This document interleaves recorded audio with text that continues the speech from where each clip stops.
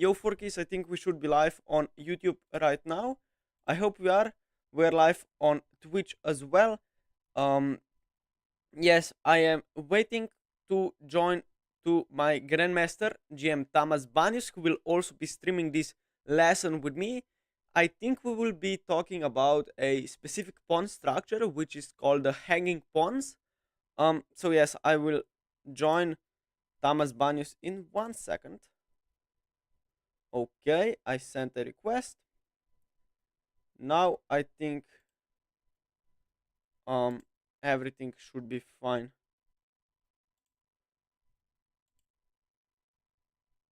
Okay. Yes, I'm waiting for him to join now. But when he will start by looking at a game. I don't know who played it. I think it was Karpov.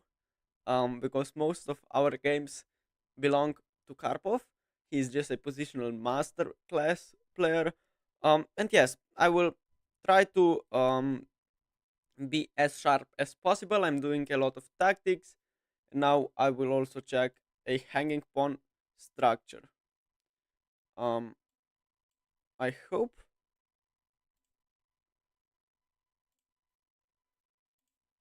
Okay, I think I just 1 second. I need to figure this one out. How to request to GM Tamás? Oh, he's not live yet. Okay. He's not live yet. That's great to know. I don't have a problem. My coach is not live on Twitch yet. So this is the problem why I cannot get invite into his stream together feature we have on Twitch. But yes, we are here with GM Tamás Bánusz in just few seconds. The quality on YouTube should be great as well. I hope it is. Yes, it should be great. So Tamás is live, I think.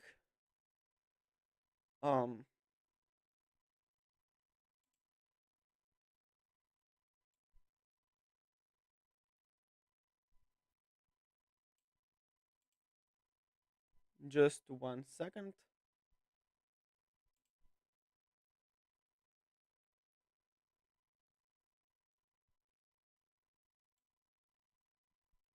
I've sent a request to him, I guess. This is good enough. Yes, I think it should be fine now.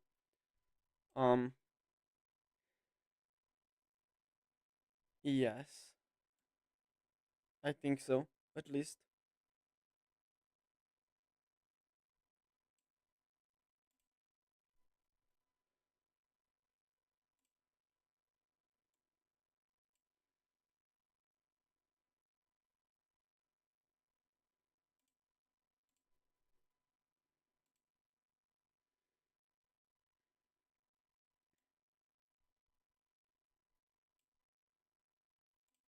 We should be live any second with my GM Tamás Bánusz.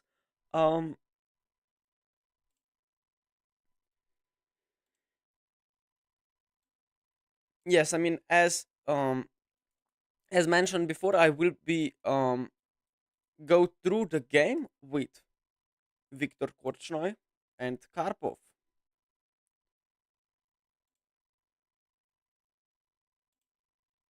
Yo, I do. Yes. Great. I'm great. How are you?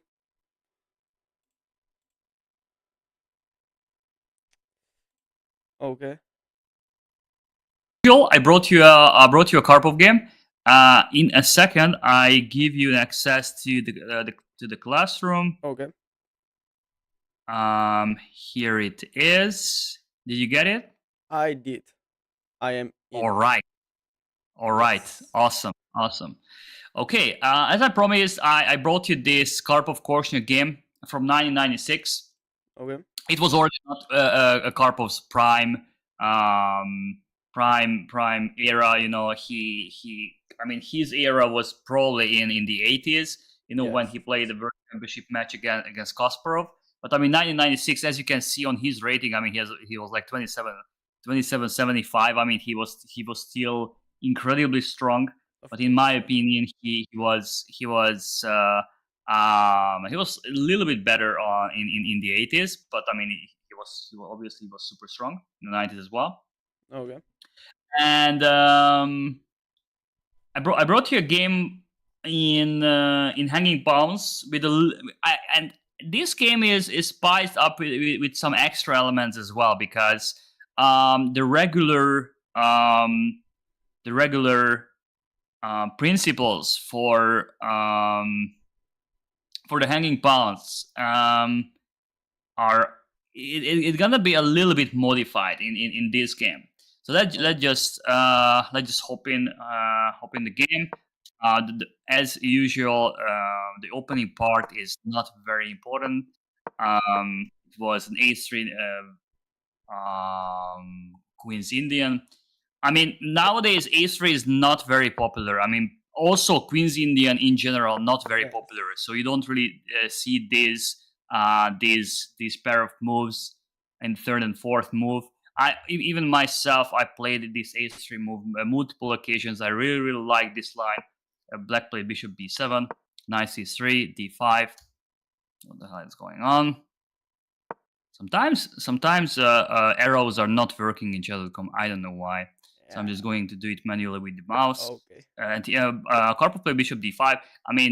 Just a little detour in the opening. C takes D5. I think it's a little bit more popular. Knight takes D5 and Queen C2. This is also what I played. As I said, the opening part is not very important. Bishop G5, Bishop E7. To be honest, I'm not so sure how the theory goes here.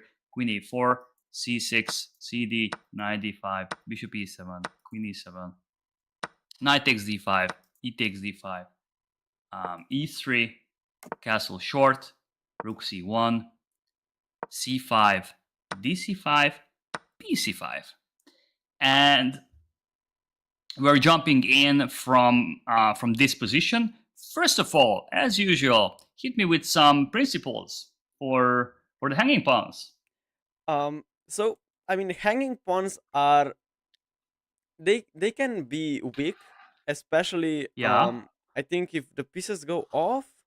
Um, You in an mean end, trading them?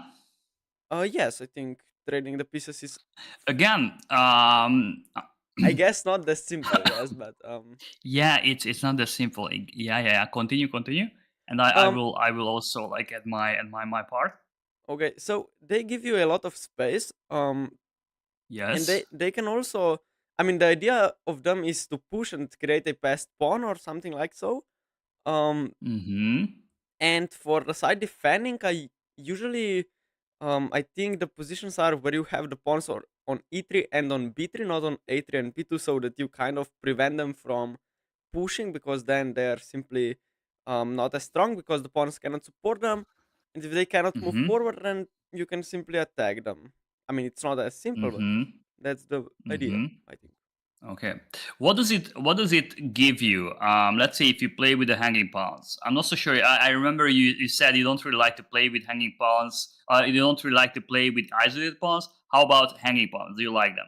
Actually, I don't get the positions with hanging pawns all that much. There are more exceptions Mm-hmm. than the rule, but I mean, I guess Okay. they're okay to play with. I don't think I have a classical game with it yet, but um, Mm-hmm. yes, these casual online games, they give you a lot of space and you can develop around them. And if they are not too weak, I think you have um okay position. Mm-hmm. Mm-hmm. All right. How about the trades? Which side getting favored by trading pieces now?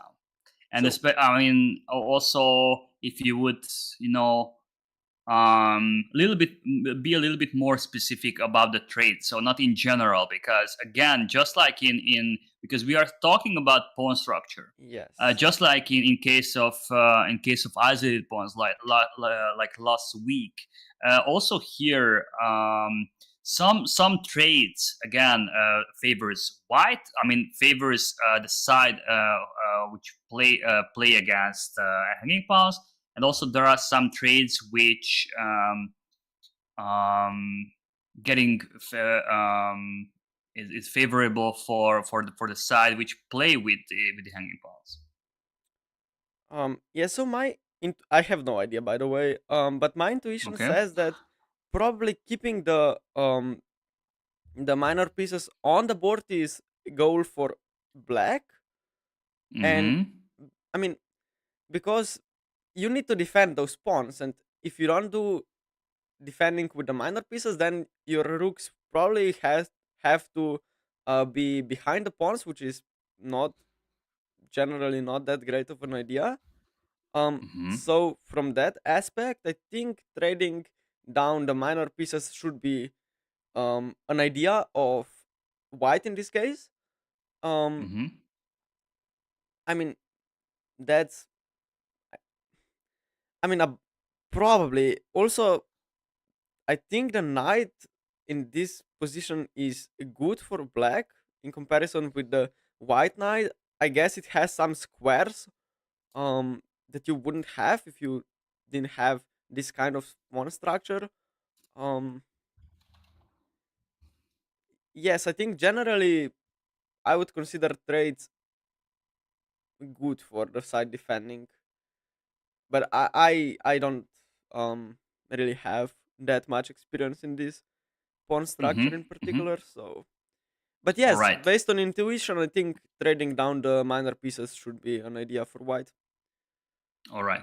Okay, we will get back to this trade question, which side is getting favored by trading pieces down, because I would like you to give me some thoughts about the position. How about this particular hanging pawns at the moment, and how would you play first of all? Uh, Probably I would play bishop e2 because I don't want to allow some d4 with some pins. Hmm. Um, but yes, if you cannot push your pawns, which I don't think you can in this position. I mean, if you push c4, then I have the knight on d4, which is perfect. Um, I think yes, just completing my developing with bishop e2 and short castles. Um, Hmm. yes, But I the mean, problem is, if you play bishop e2, I think d4 is still available. No? Since in this position, white is a little bit behind in development. So yes, bishop e2 is a very nice would be a very nice move, followed by castle short. Bring the rook to d1, finish the development, and start to target c5 and d5. In general, about not touching the trade question. yes, Hanging pawns in general, just like in isolated pawns, how strong they are, it really depends how much space black get behind the pawns, and how much they can be mobilized. Unlike the isolated pawn, isolated pawn just by itself can give dynamical play. But here we are talking about two pawns instead of one. So black needs extra eye on these pawns. So which means if the side wants to protect the hanging pawns which play with it, it needs extra extra resource to protect the pawns. So if let's say black can find some very flexible structure, not flexible structure because we're talking about hanging pawns, but flexible way to in the same time getting some dynamical play and activate getting the pieces a little bit more active, and at the same time, while protecting the pawns. That's awesome. Usually, these are the cases when the hanging pawns can be very very dynamical and actually gives a very very nice counterplay. But Ulf Andersson had a very interesting. I'm pretty sure you heard of Ulf Andersson. He had a very very interesting principle about the hanging pawns, and he said he actually prefers to play with isolated pawn over hanging pawns, because if he loses the isolated pawn, he still has a chance, to make a draw in some rook endgame, pawn down rook endgame. But if you lose one of your hanging pawns, what do you have left? Yes, you are not only like down on material, but you also have a weakness which you have to protect like additionally. So obviously, if you lose the hanging pawns over losing isolated pawn, obviously it's so much worse. But it in most of the cases it gives you better dynamical play compared to an isolated pawn. yes. Also, it really matters how the Leicester bishop is developed. If it developed to G2, in most cases we can say that it favors the side which play against the isolated pawn, because in this long diagonal it can create a very very annoying pin. If we will have time, I will show you a very very quick example what I'm talking about. But in this case, obviously, Karpov didn't have time to develop the bishop on G2, because White is in a serious, not in a serious undevelopment, but Black is only one move away from developing all his minor pieces and connecting the rooks together. In the same time, we were not castled yet, so we really need time. So you said bishop e2, but bishop e2, the problem is if you play bishop e2, there is still d4. And in case of d4, this is what you don't want to do, because now you are look at this. You opened up the e-file, not only mentioning like bishop takes s3 is available, followed by rook e8, but Black probably doesn't really have to be hurry with bishop takes f3, because the bishop can show up from this diagonal as well, hitting e2 bishop. Let's say rook e8, queen c2. And I'm not so sure. Maybe we are losing material here after bishop a6, because let's say knight e5. Black can take on e2, queen e2, and after f6, I'm pretty sure we will lose material here, because you can defend the knight, you can move it anywhere. Next move, Black will take e5. So bishop e2, obviously after bishop e2 d4, you don't have to take. You can play castle, sure, but after d takes c3, of course, Black could get rid of the hanging pawns, and at the same time winning material. This is not ideal. So we should find something else instead.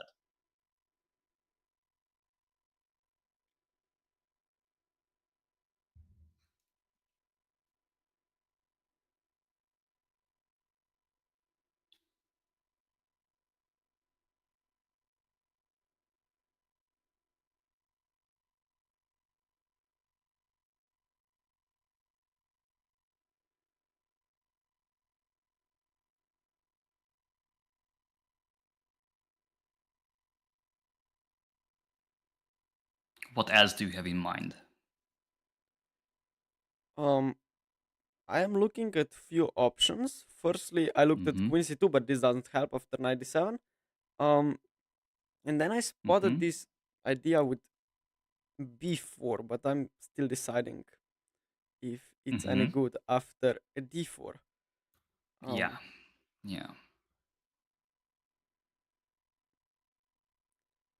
I mean, I don't necessarily think that's great for me.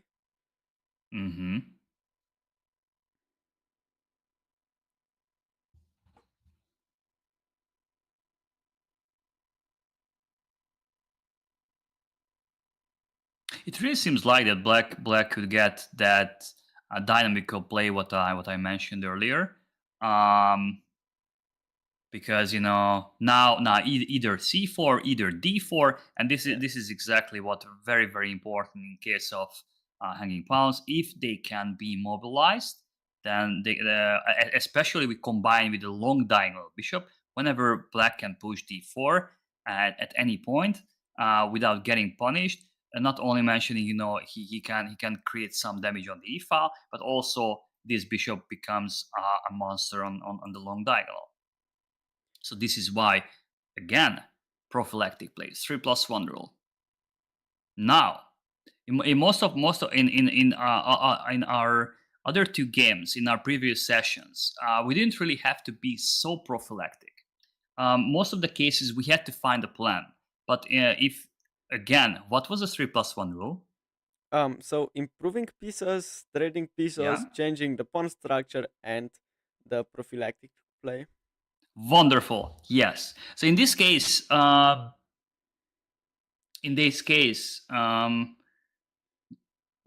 have to use of the 3+1 rule the most complex element, which is prophylactic, because your opponent has a threat. Yes.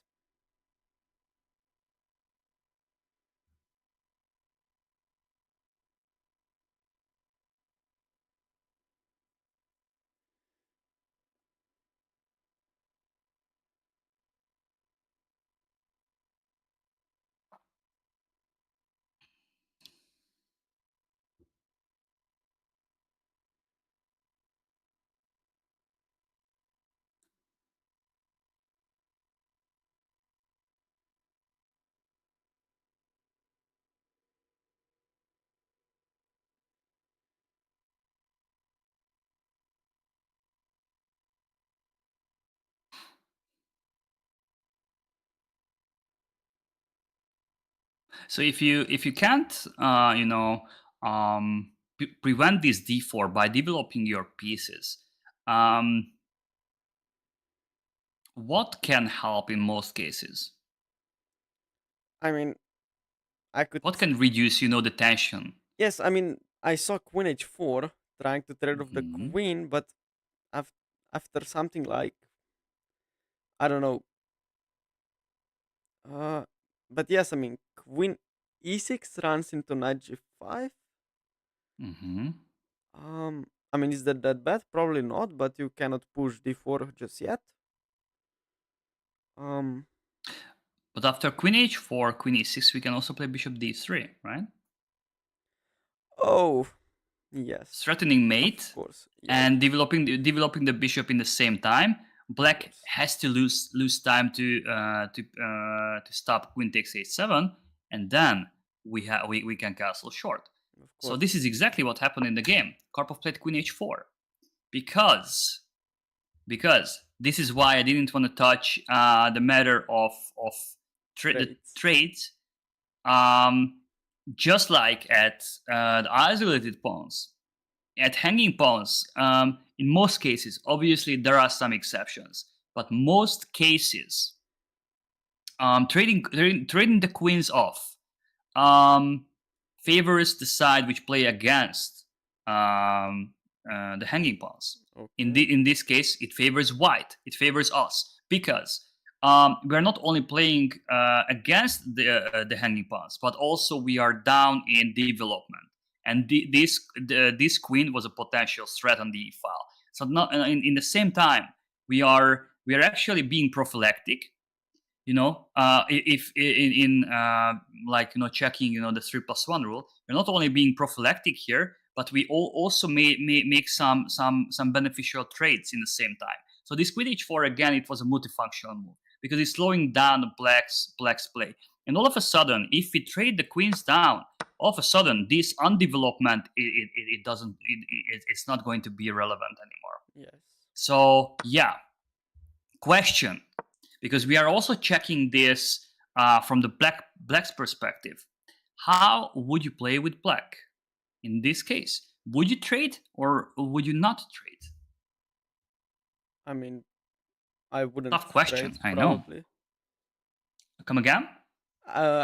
I said that I probably wouldn't trade, but I mean, just by intuition, of course, and as you mentioned, trades are not really all that great.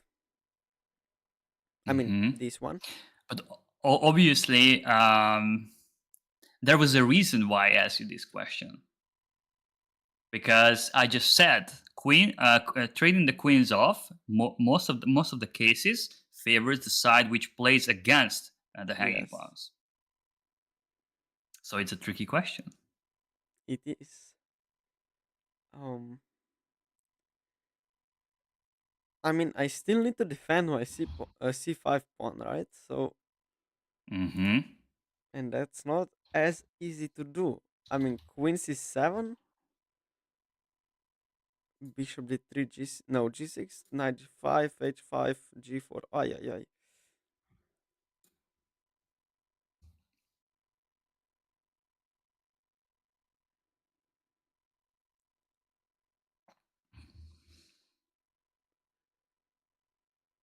I'm trying to figure out if I have to take the queen. Mm-hmm.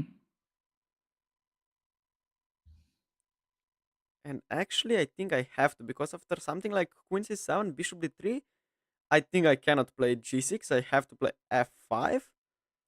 And then knight g5. If I play h6, then there is knight e6, and I lose the c5 Mm-hmm. pawn. Yeah, queen c7. I don't think queen c7 is Oh, so maybe queen d6. Yeah, also. Wait, queen d6 or f6. f6. Wow, F6 might look ugly.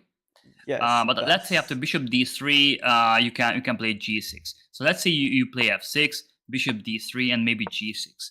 This might look ugly, but it's Yeah, taking away some important squares from the knight, and maybe later it can give you it can strengthen e5 square for your own knight, and by that.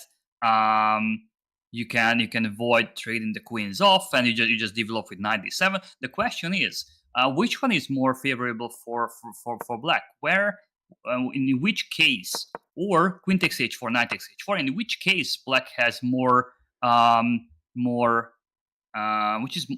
which one is more practical for black? That's the question. That's a very tough question. I mean, trades it are always is. very tough, especially the queens in some you know pawn structure matter. It's very, very important because it can decide the game. It's not like you are trading off a pair of knights. Of course. Um, it's very, very important, especially against Karpov. Like, Lol.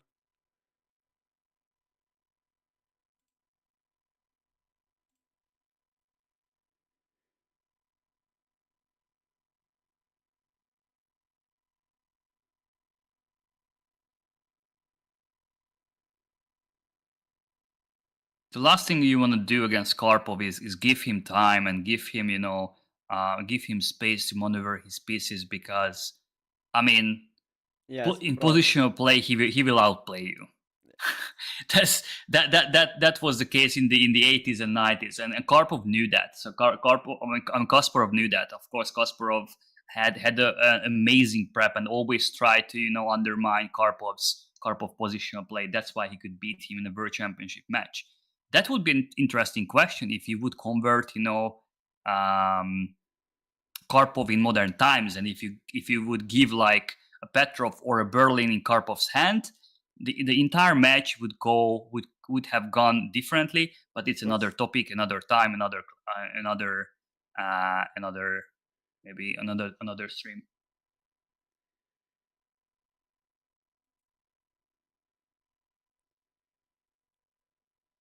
So I really like your idea with f6 now that I look at it, but I mean, Mm-hmm. from the way you are talking, I think he took the queen. Um, Okay, just by your but intuition, which one would you go for? I actually Which one like would you go for? f6 more. Mm-hmm. Mm-hmm. This is exactly what happened in the game, and this was the wrong decision. Yeah, that's why it was tricky. Yeah, this is exactly what Korchnoi did, because just like Karpov, Korchnoi was like a brilliant positional player. Obviously, he was aware of the principles. He knew that in terms of was that hanging pawns, you should try to avoid trading the queens off. But this is why I said in the when we hopped on in the game just before that, this is why I said this game is special. It's not a regular hanging pawns structure, because there is some modification in the structure, and this is what Korchnoi didn't take under consideration, I think. What do you have? Let's see, after trading the queens off, what changed? What is different now in the structure? What other what other plans are available which wouldn't be that much available under normal circumstances? So I think now, maybe not yet, but G3 definitely is an idea now. Easier. But for Probably. black. Yeah. For black. Okay, sorry. Yeah, for black. So something is different. Something is different. Something is available for black which wouldn't be available under normal circumstances.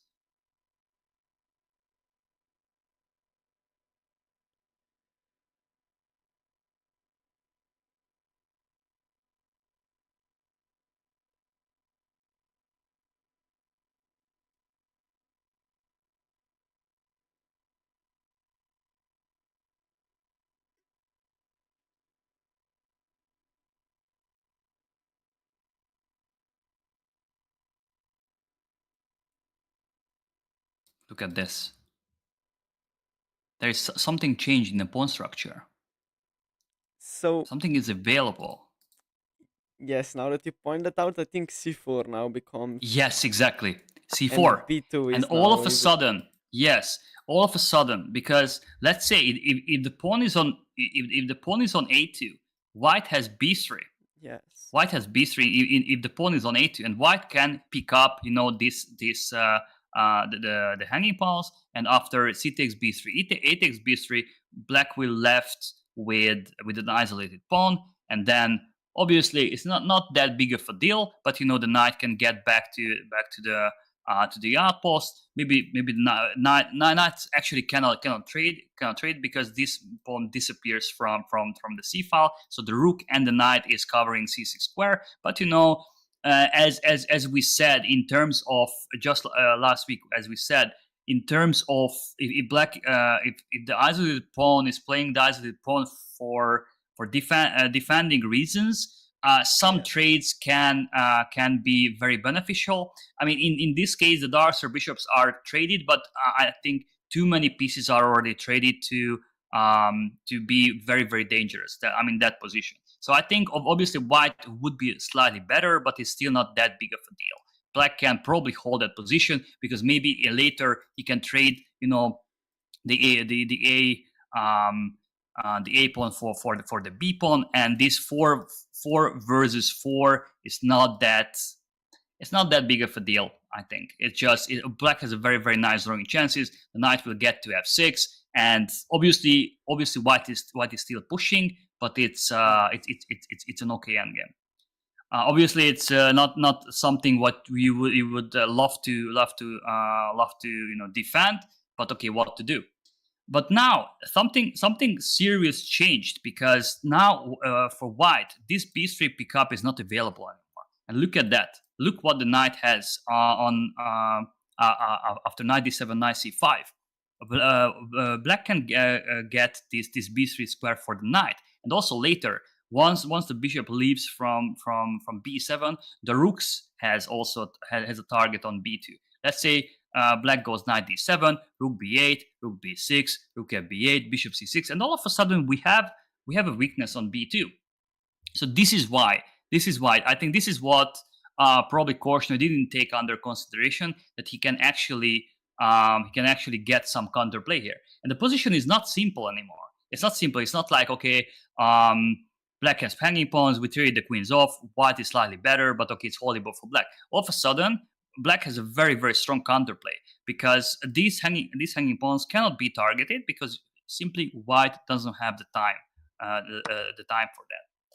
97 would be wrong, obviously, because of bishop b5 hitting the knight, and with the knight leaves, we can just take on c5, and we don't really have to go castle short once the queens disappeared from the board. We can also play king d2 or king e2 later. We don't necessarily have to play castle short, and we can just easily pick up the pawn on c5. So this is why I think Korchnoi choose poorly here, and he should have gone. This is actually an exception in case of hanging pawns and trades and everything. So he played f6. Obviously, bishop d3,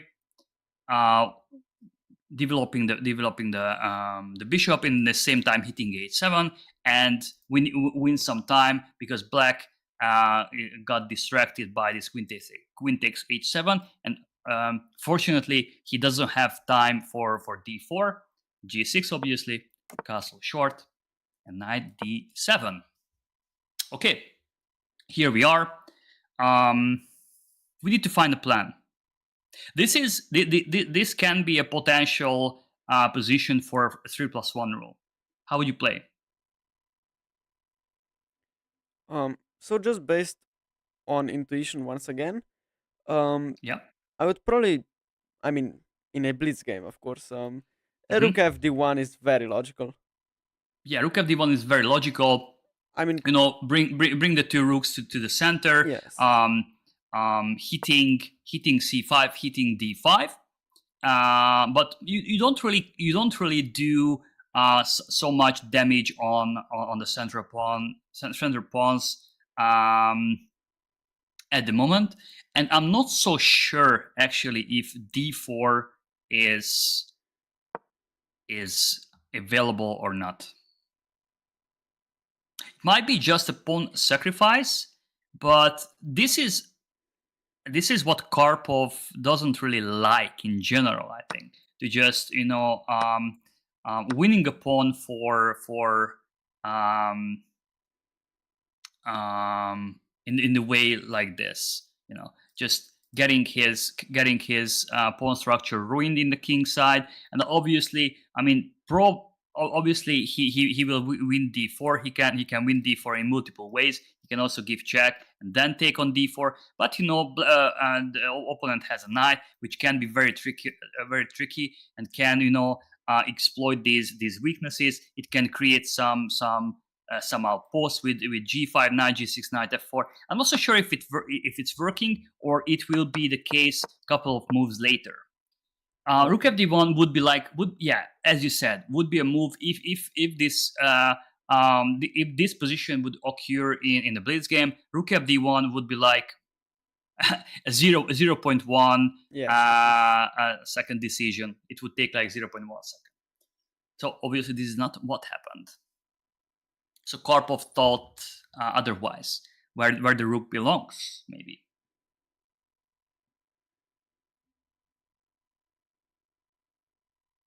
So he played rook e1, stopping d4.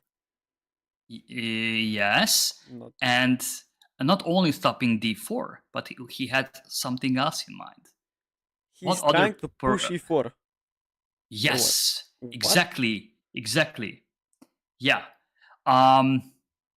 By pushing e4,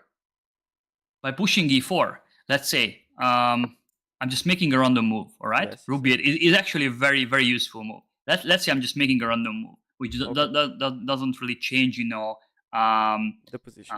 The position. We can push e4, and after d4, all of a sudden we created a weak square on c4, and let's say after we push b4, we can actually create a weakness on d4. Maybe not immediately, but actually, why not? Why not? b4 seems logical now. And cb, and in case of queen takes b4, we probably win the piece on b7, right? because Yes. our rook is protected. It doesn't need any no help from the other rook, and we just take on b7. Yes. But even if you don't play b4 right away, this square can be a potential outpost for the knight later. Maybe he can play knight d2. In case of knight e5, we just play bishop f1, kicking the knight away from e5, and then we can get our c4 square. Even knight b3 and hitting these pawns. So rook fe1 is definitely something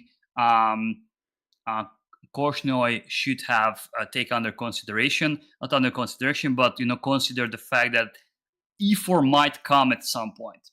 So now he made a very good move.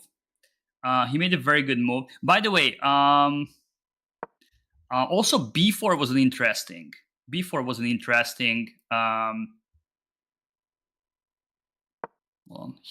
b4 was an interesting choice as well. Just to undermine this square for the knight.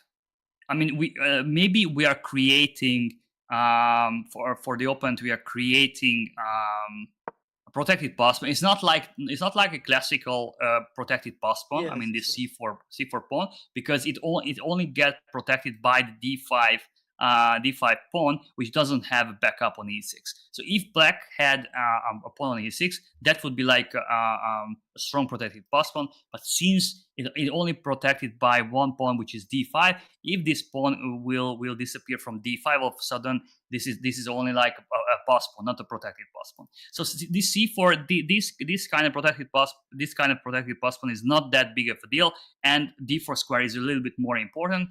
And by pushing c4, black will probably never push d4, which makes this bishop a little bit passive. So this is the sacrifice we can make for this matter. But I'm not so sure if let's say bishop b1 or bishop e2, black the problem is black will pick up b4 pawn, and by that he will either weaken b4 or a3. Yes. Depends how we choose. If you take on a5 or pushing b5, he can target a3 pawn. If we play rook b1, Scott Dancho, thank you so much for the raid. So in case of rook b1, then b4 pawn will be a little bit weak. So this is why Karpov didn't play b4. That's why he played rook fe1 and maybe play e4. Sometimes in order to force some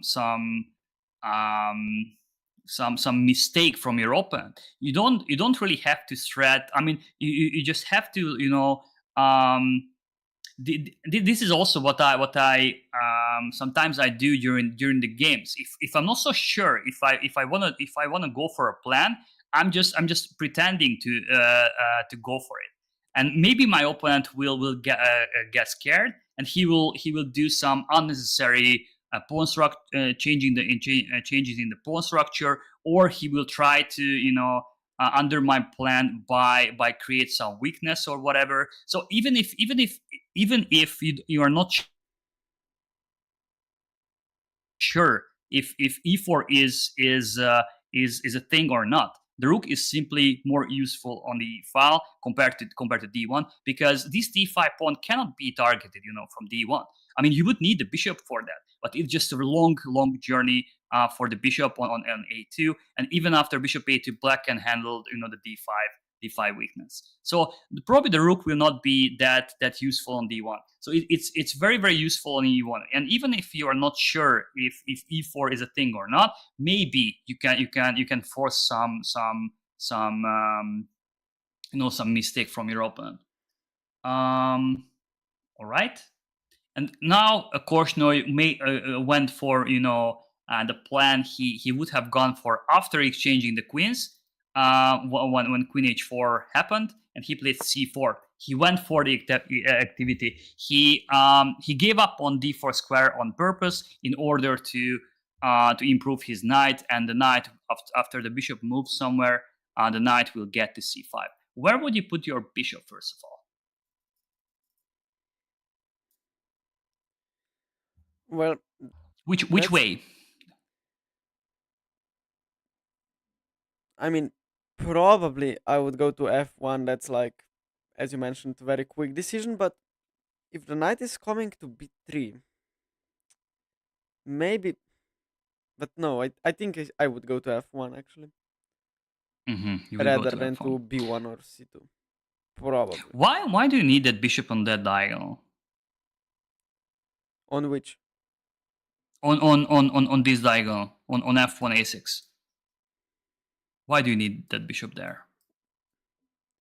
I mean, What is the reason you put the bishop on f1? maybe I wanna play e4 and then pick up the c4 pawn. Yeah, I but mean, the case is like if you go bishop, I'm just making a random move. Let's say king h8. You go e4, d takes e4, bishop takes e4. Did this really help you, or did this do any harm in black's position? What you did is basically from 3 pawn islands, because yes. black had 3 pawn islands here. 1, 2. I mean 1, 2, 3. So you just basically made his pawn structure a little bit better. I don't think you should push for e4. You might would have a queenside pawn majority in some Yes. endgames. As we know, in queenside pawn majority, especially in endgames, can be very, very strong in order to create a pass pawn.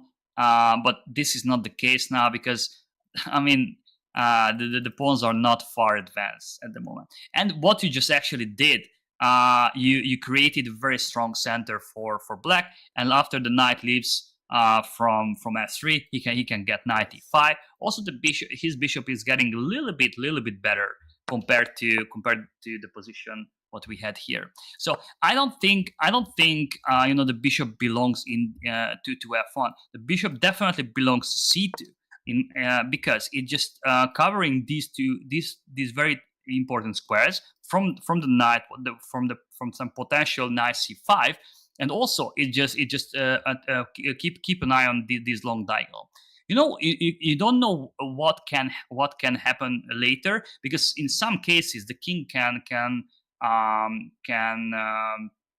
get under attack, because black already made some weaknesses in the king side, giving up on some squares around the king. So you never know until the queens are not traded off. This bishop is just super strong in this diagonal. So this bishop is superior on c2. It's just taking away from b3 d3 squares. Not even mentioning a4 square. Look at that. If the knight might get to a4, it can hit b2. So Okay. also, so the knight will be a little bit paralyzed on c5 against the c2 bishop. All right. Anyway, knight c5 happened. This is what Korshner played. And now, how would you play now?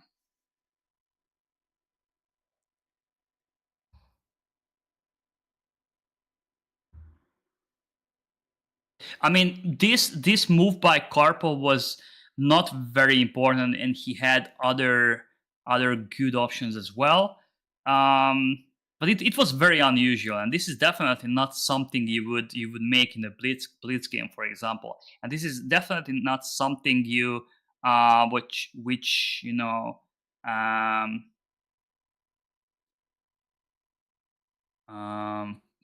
come to mind at first.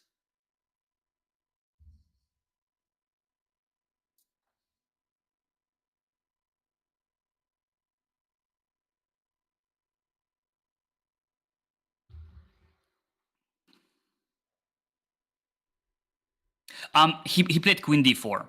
He played queen d4. Okay. He wasn't sure if the queen will be very, very useful on h4. For example, if let's say the knight gets back to e6, then the queen is a little bit out of play, right? Because it can't really get back to d4, can't really get back to f4, and it's just hitting h7 pawn, which is not very, very important. But let's say after queen d4, knight d6, look at that, the queen has a beautiful square on c3, not only like protecting b2, but basically protecting b2 is very, very important. So now the queen is a little bit more useful on c3 than on h4, and also the queen cannot really get attacked. The only piece right now on the board which can attack the queen is the knight, but the bishop is just getting the job done. You can't really attack from any of these squares, because the bishop, in the very moment the knight jumps on e4, we're just going to take it, and we will have a good knight versus bad bishop. Yeah. But it was not something, I mean, even knight d4 was an interesting approach.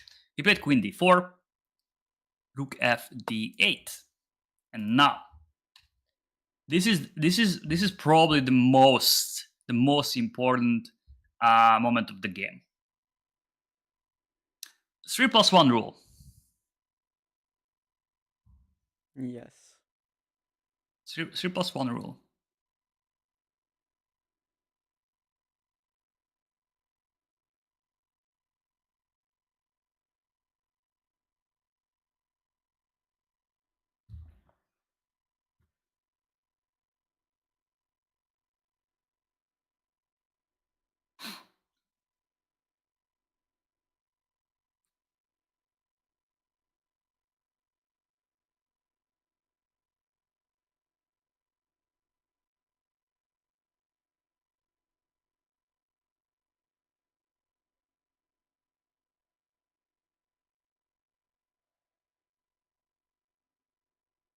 This plan what Karpov played here is like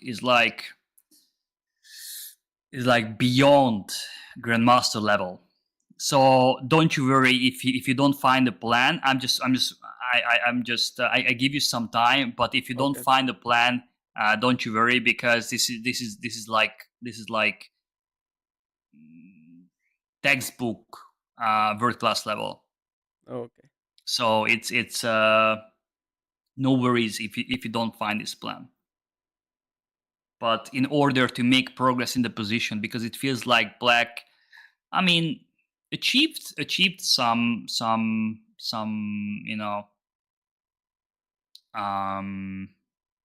improvements. Yes. He can improve his knight. Now he is up on space. Okay, his bishop is definitely a little bit worse than ours, but his knight is maybe a little bit better, a little bit more active, and the knight is always annoying, to jumping around, the pawns and the center. It's very annoying. I'm not saying you have to get rid of it, because it's not going to be easy. But you have to you have to do some improvements on your part as well.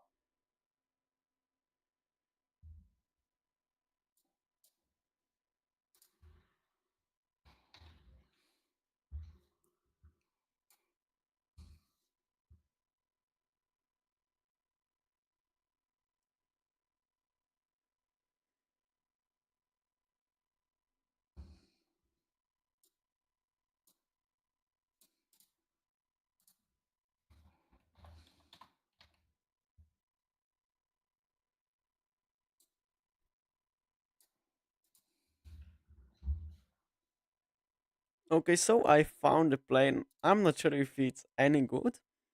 But my idea is still to play e4. Maybe I'm just completely wrong, but my idea is to play knight d2, f3, and d4. And Knight e2 would be an interesting move. But my problem with, first of all, where do you place the queen in order to push e4? Because or you just want to do it like right away and taking on c4 with the queen? yes, that was or you want to do this? I want to do f3, 4, but the problem is with f3. Let's say I just make a random move, right? F3. The problem if you push e4, you're just giving up on a lot of dark squares. Since you don't have a dark square bishop, and your opponent has knight, which can exploit, these dark squares. I don't think it's a very good idea. F3 wouldn't be that bad. But you have to take these dark squares very, very seriously later, because your opponent has a queen. Without the queens, this wouldn't be a big deal, because there is one piece left on the board which can exploit these squares. But I mean, you have to be very, very careful. I don't even know how you can push, actually. So let's see. I just go rook c8. How do you want to push e4? How do you want to push e4? You can't really do it right away. If you move the queen away, let's say I just go knight e6. How exactly you want to do that? Because after e4, I mean, black gets d4 every time, and this is the last thing you want to do. It's the last thing you want to do, to just allow these hanging pawns getting mobilized.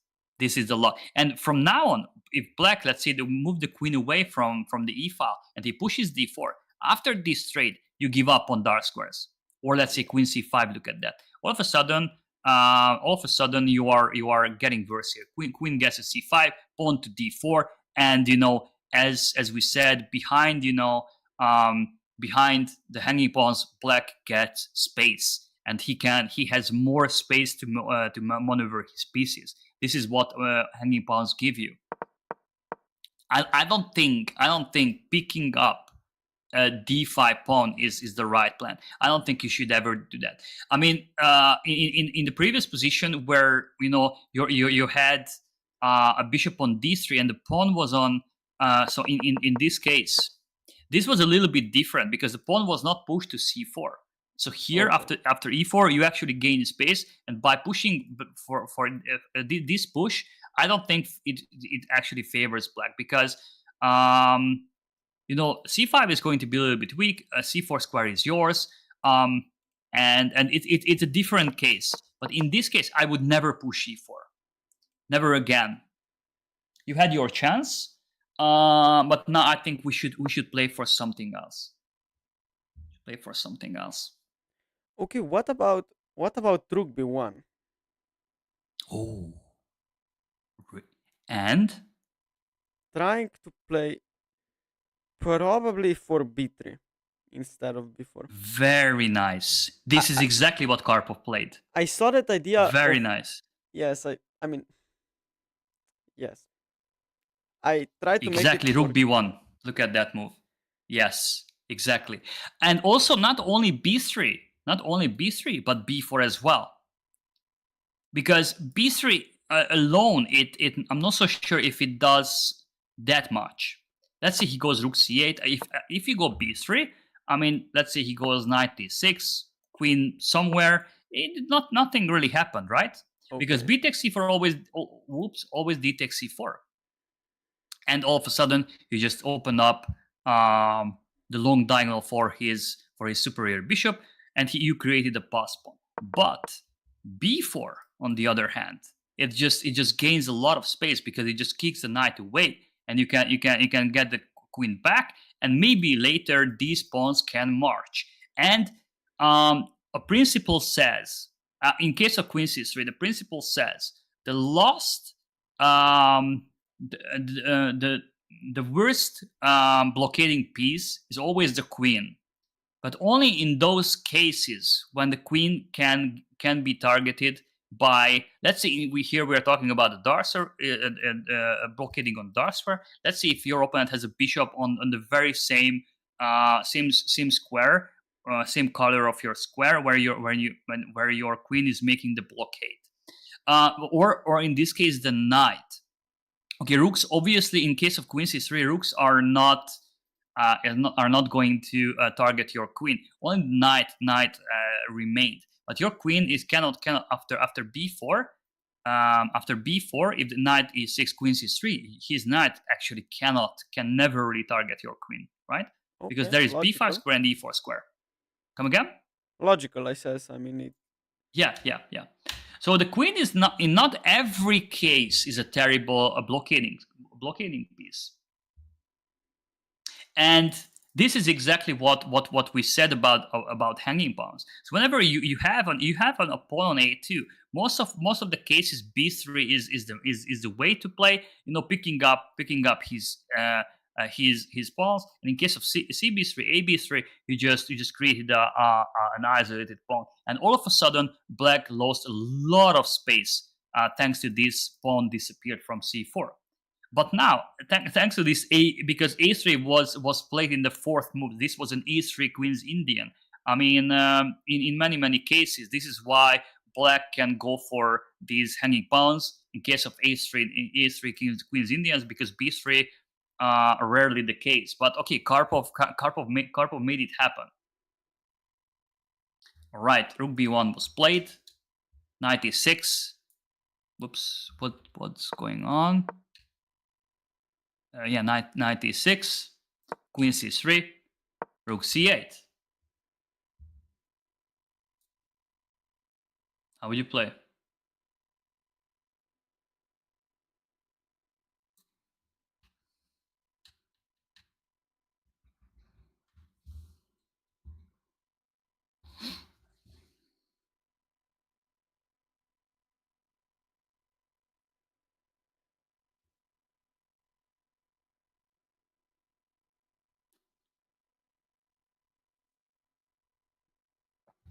I mean, I think pushing b4 is okay. Um, I mean, if he takes, he cannot get d4, so I'm okay with that, I think. yeah, I think B4 would be interesting as well. I'm not so sure what happens after CB, Queen B3, and Bishop A6, for example. And maybe his bishop is Okay, yes, getting a little bit annoying. probably Is getting to C4. We don't have to hurry with that. I mean, we can from now on we can push B4 at any moment because black okay. cannot change the structure. He cannot push D4. He cannot stop B4. He cannot push E5 in order to stop B4 because he just simply take it. So you have all the time you need. The question is, how can you use the 3+1 rule again? And what element you want to use from 3+1 rule?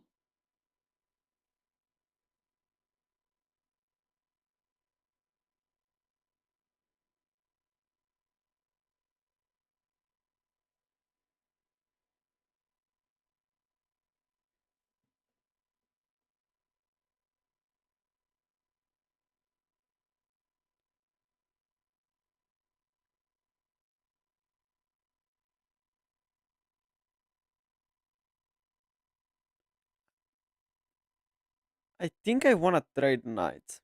Maybe knight d4, of course. Why? That's a good question. Just intuition, or you have mean, a specific reason for that? Actually, the black knight is now that you ask me, the black knight is not doing that much. So, but in case of knights, it can change very quickly, just like in case of the queens. So it's not like a bishop. It's not like if the structure is closed, the bishop can hardly move on the board. The knight is a very tricky animal. Knight is especially like in these closed structures can move very fast. So yes, but then I need to find a plan for black, right? I mean, if what do you mean? Yes, I mean, if I am afraid of the knight, I need to find why. Yeah.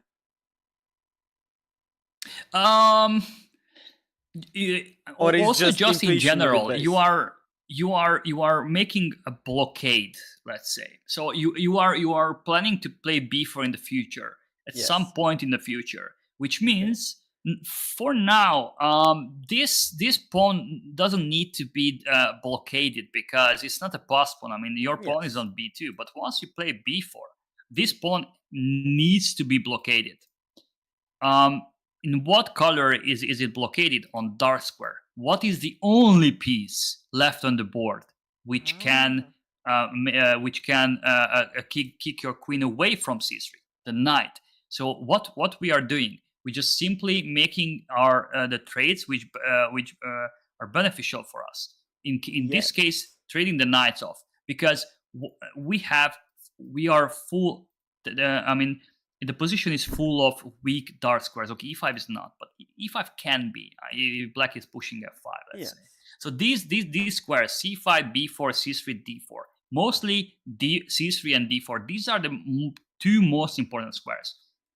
What is the very piece which can exploit these squares? This annoying knight, right? So what in order to just strengthen these squares, we have to get rid of this guy.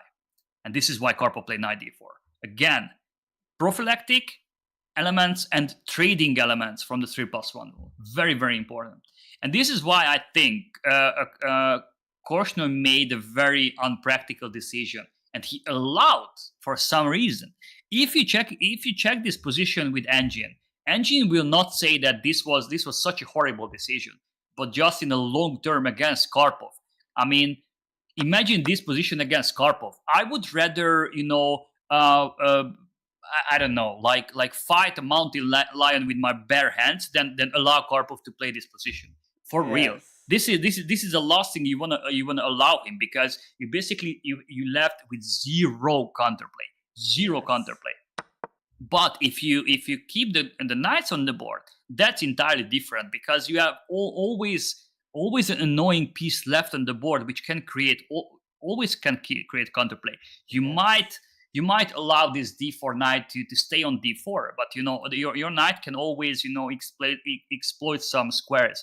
So I mean maybe objectively speaking, this wasn't a bad decision by Korchnoi, but I mean he just left without a single counterplay. So that's why I think sometimes objective decisions are not very important. Practical decisions are, on the other hand, are very, very important.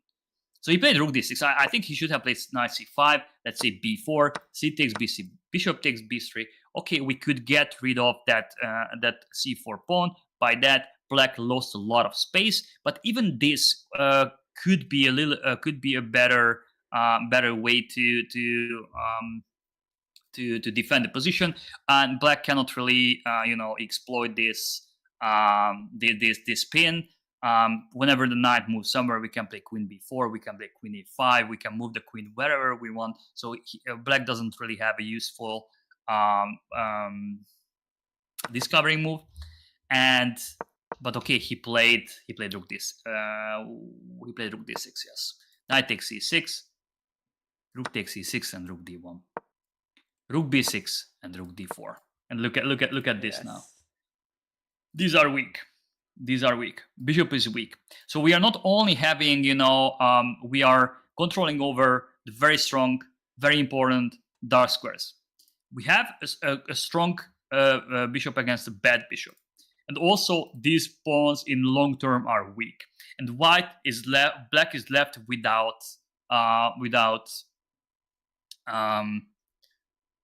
any counterplay. Yes. So back to the trades in terms of hanging pawns. Once the hanging pawns are getting fixed, in this case we're getting fixed because they were getting blockaded. They cannot advance anymore, and especially whenever they are getting fixed. Mm-hmm. We should always make the trades which can exploit the very squares we are making the blockades on. So in this case, the dark square bishops and the knights, but the dark square bishop were like traded off like very very early stage of the game. But the knights are very important. Of course, if the pawn would be on c5, trading of the knights, I mean, yeah, who knows? We don't really know who would it favor.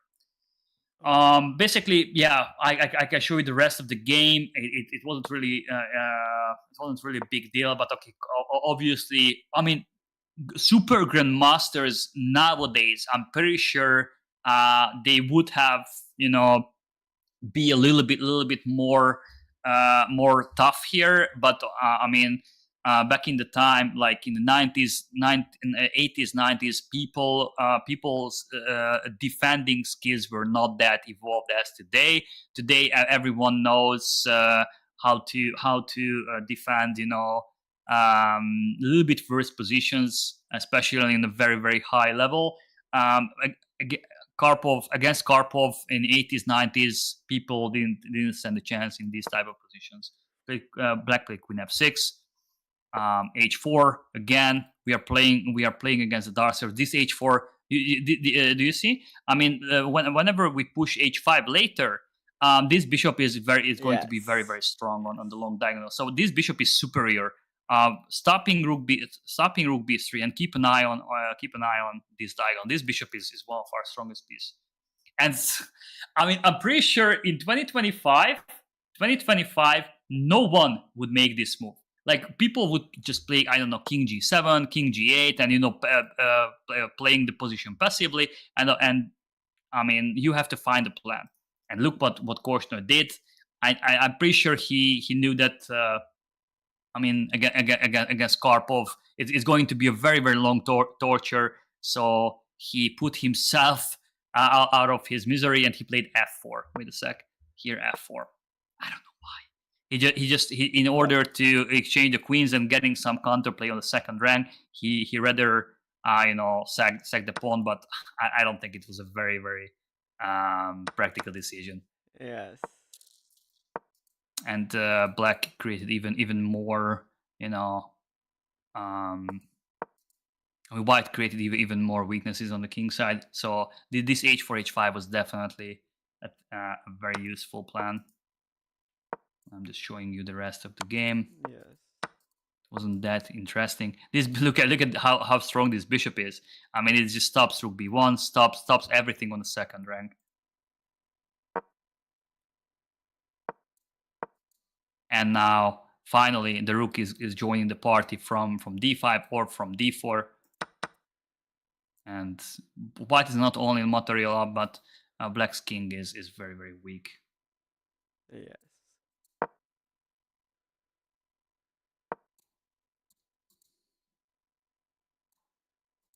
And black resigned because